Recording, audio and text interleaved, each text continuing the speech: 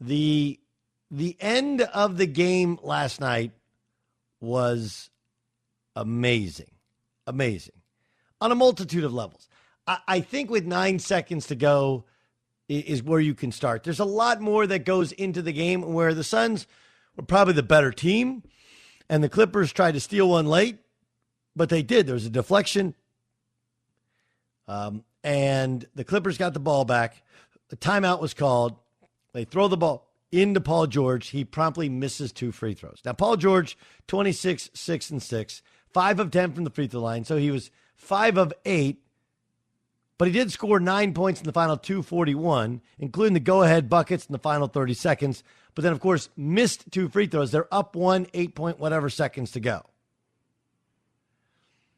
So, of course, after missed free throws, let's start with the missed free throws. Do people understand that you can miss and not choke? Do people understand that?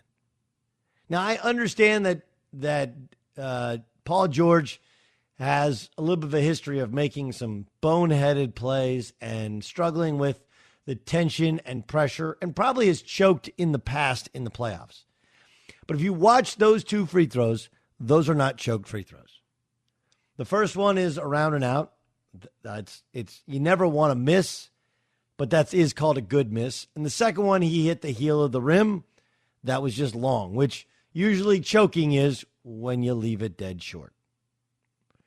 So the Suns get the basketball back. They call a timeout. They throw it in to Devin Booker.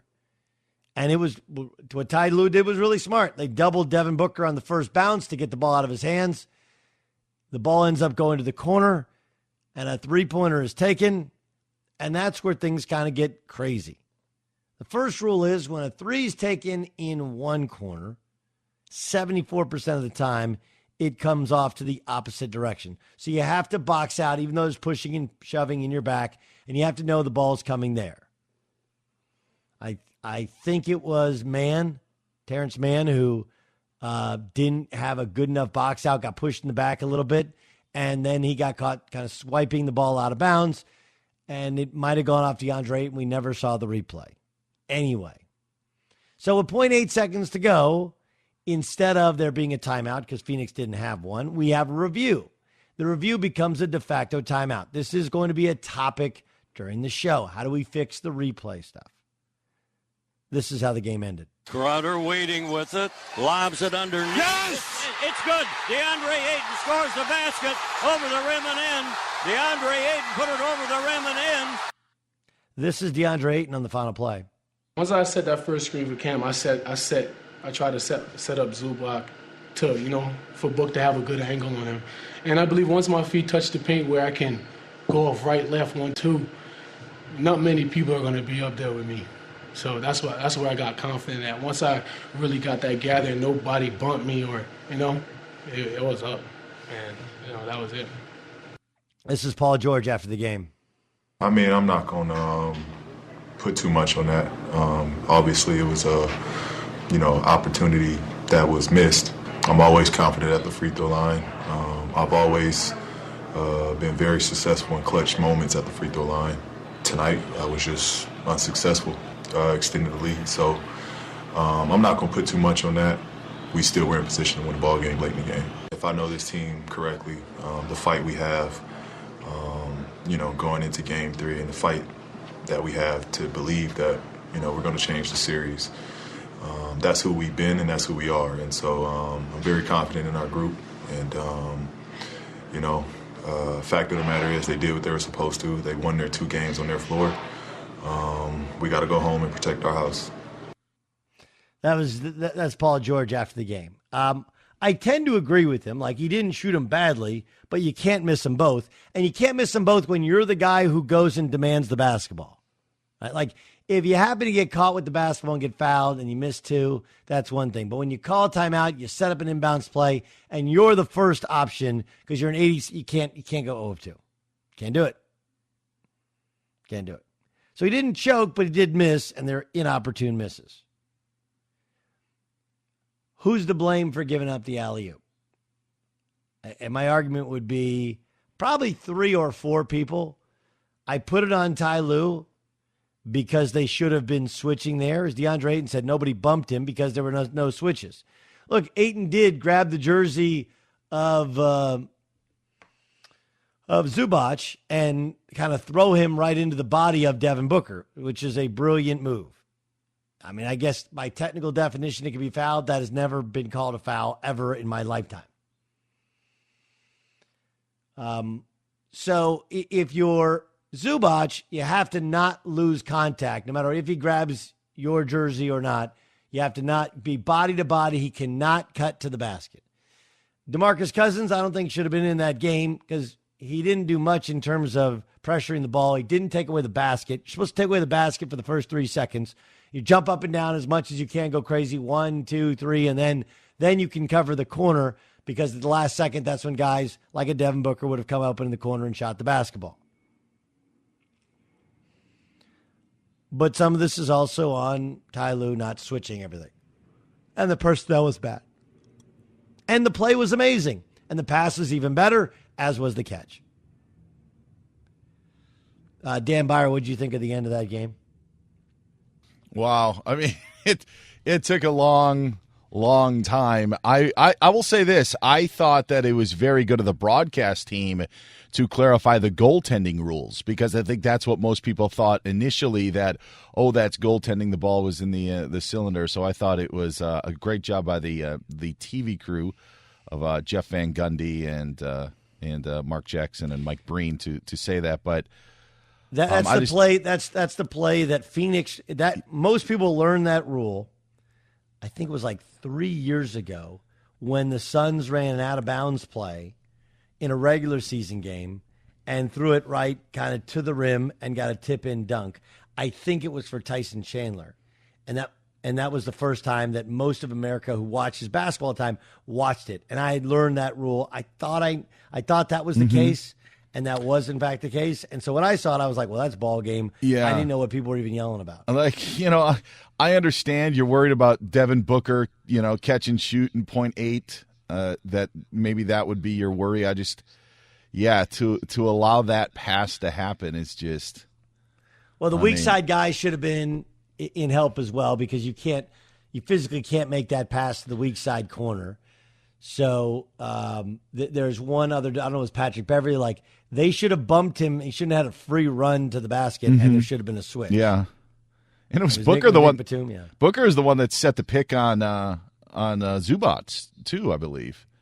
So that was going to be their play. So here I'm thinking the Clippers are all worried about Booker, and Booker's well, the no, one. If they would have switched, then Booker would have popped out. And he would have had a big guy on him, right? Which normally you don't want, but again, with 0.8 seconds to go, a big hand, in your face. But that was that play. The play is, if they don't switch, you throw it to the rim. If they do switch, you hit Booker, or Booker could have back cut for a little lob himself. Yeah, Zubac was late, and he just didn't get off his feet. Well, what happened was he was. They had Ayton first set one screen, which kind of opened up Zubac a little bit, and then he was late. And then if you watch, he grabbed Zubac's jersey and threw him into Booker, and that's when a switch should have occurred. Anyway, great basket. It was a great game. Yeah, great pass. Great pass. Good basketball. Close game. Missed free throws. Unbelievable crowd. Like, it was really exciting. It's easier when you don't have a dog in the hunt, although I do have the Clippers getting to the finals. But it is easier to just go, hey, that was really good basketball. I will say this. I think that the silver lining, if you're a Clippers fan, they probably shouldn't have won the game anyway. It wasn't like they led throughout, and then that was the one that ended in the Suns. I felt that the Suns were the better team last night. So maybe there's that silver lining. Like if you thought that you had one, like the Sixers did against the Hawks or the Bucks did against the Nets in Game 5, maybe that one stings a little bit more, but I don't know if I ever thought that the Clippers had that game. I thought they were on the verge of stealing it, and then they just didn't steal it. You have the ball with 8 seconds to go in a 1-point lead. The game should at least go to overtime. That would be my take. Right? So did they have it won? No. But in the NBA, the competency you usually see at the free throw line, they should have made 2 free throws and then figured out a way to foul to win the game. And if they didn't foul, worst case scenario, you give up a 3-point shot. Yes, John Ramos. Really quickly, that 3-pointer that was taken that went long off the rim, would you consider that a shot that you would want your player to take if he's open? Or I thought that was a horrible play with you're down by 1 point and but is that what you want? Do you want the guy to take a 3-point shot with like 8 seconds left to go if he's wide open, or would you rather try to be more like drive to the basket and get 2 points? Because they're down by 1 point. Which it was the last. It was the one that they passed in to Devin Booker, and he passed it to the corner, and the guy took the 3-point shot. They were down by, I don't know who.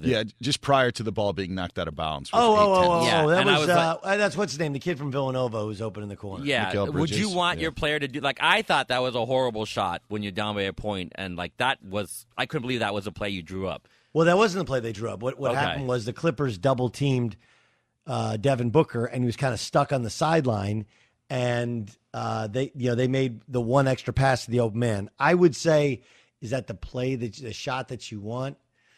I mean, that is a shot that you have to be able to shoot to play in the NBA. Okay. Right? That is one of the most practiced shots in the NBA, period, stop.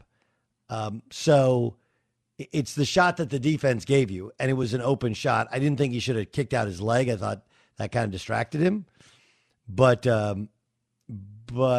yeah, I mean, again, you're not going to be able. Miles Bridges was only 1 of 5 or whatever, but he was left open. Jay Crowder made what really should have happened was when they doubled Jay Crowder. If Jay Crowder cuts, now all of a sudden, I'm trying to think who rotated there, but I still think that Bridges would have been open because you would have cut with Jay Crowder, but Crowder smartly made the extra pass. I mean, think about it. Jay Crowder only scored 2 points, 1 steal, couple rebounds, didn't make a shot, didn't make a 3-point shot, but that pass to Miles Bridges and obviously the alley-oop, Mikal Bridges, sorry, wrong Bridges. Mikal Bridges open in the corner. So to answer your question, like, is that the play you got drawn up? No, but the Clippers took him out of the play that they got drawn up because they double-teamed the basketball. And when you get in a scramble situation, an open corner 3 is not a bad shot. Is that better? Yes, that makes 100%. Yes, thank you. At some point, you got to take what the defense gives you. It's a lot like what that last play was, where Dan Byers like, hey, I thought they were going to run something for Devin Booker. And again, this is one of the things in basketball that drives me crazy is there are some teams that the only thing they do for shooters is run them off screens, whereas the best thing to do for a shooter is make them a screener, because now you put the defense in that conundrum. Do I stay with the shooter and leave the cutter, or do I bump the cutter and leave the shooter? Because if they would have left DeAndre Ayton to guard it, Devin Booker would have popped out and possibly been wide open for a jump shot. That's the design of the play.